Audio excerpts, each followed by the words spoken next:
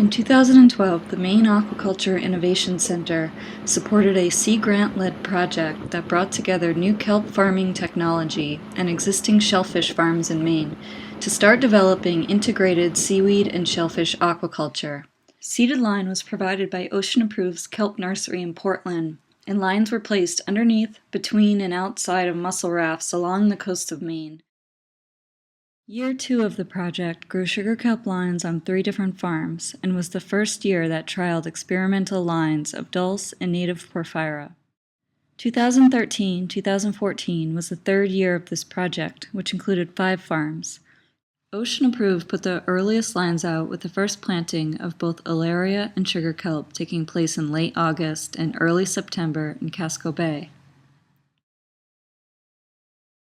The other farm in Casco Bay planted sugar kelp in December.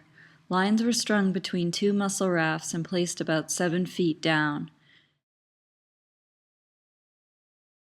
By March and April, the young tender vegetables were ready to harvest. By June, the season had ended and the fowling had begun.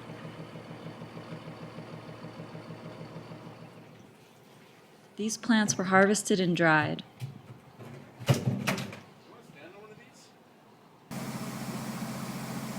By July, all of the lines were out of the water.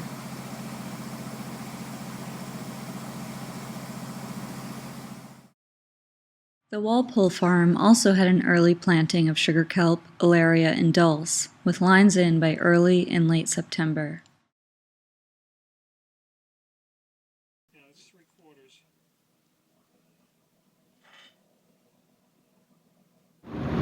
But you can see that, especially along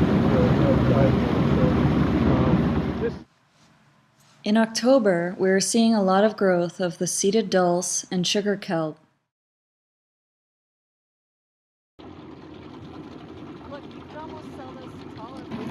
But the alaria long line and lines under the raft were becoming fouled and showing little to no indication of growth.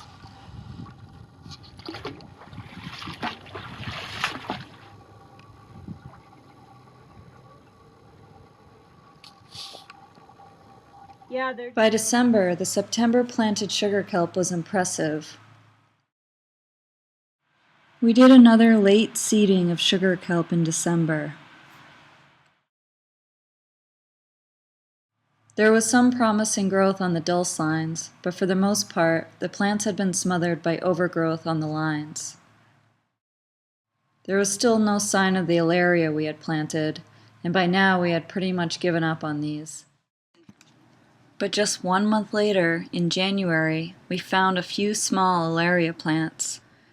This line then continued to surprise us in February when the plants appeared, took off, and started growing like weeds.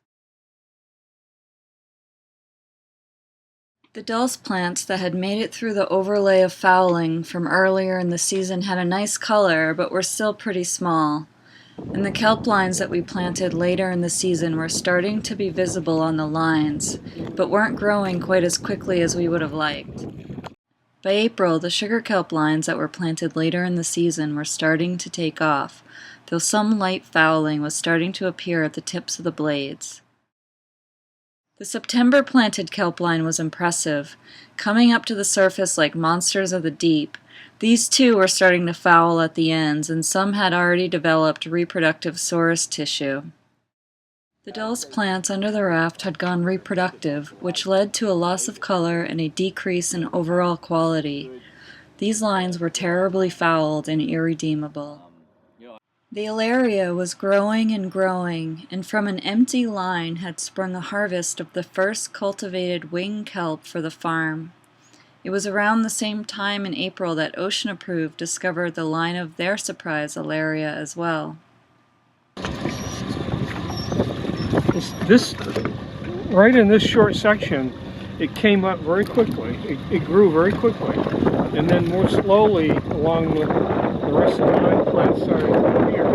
By May, the sugar kelp plants were ready to harvest.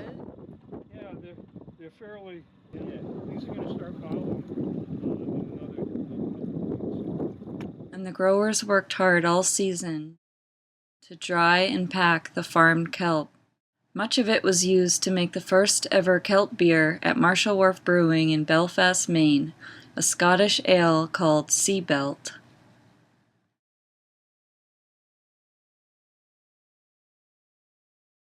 The Sorrento Farm is a large deep-water lease located outside of Sorrento Harbor in Frenchman's Bay.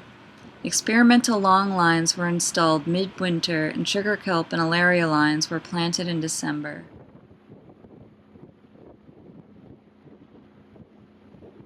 Young blades of sugar kelp were already apparent in January, as well as little alaria blades complete with a tiny midrib.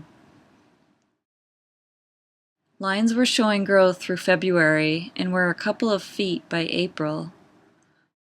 Now this is a sugar kelp without a midrib. It's just got those ripples on the edge. You see how it's got kind of ruffles on the edge? Yep. The alaria lines were already ready to harvest by April, showing again their amazing growth rates. They were fouled by a hydrozoan settlement in May and June and had to come to the end of their season, highlighting the importance of timing of harvest during this late spring period. The sugar kelp was heavy and thick on the line, but it too fouled in June and did not reach very great lengths. Timing is of the utmost importance in sea farming.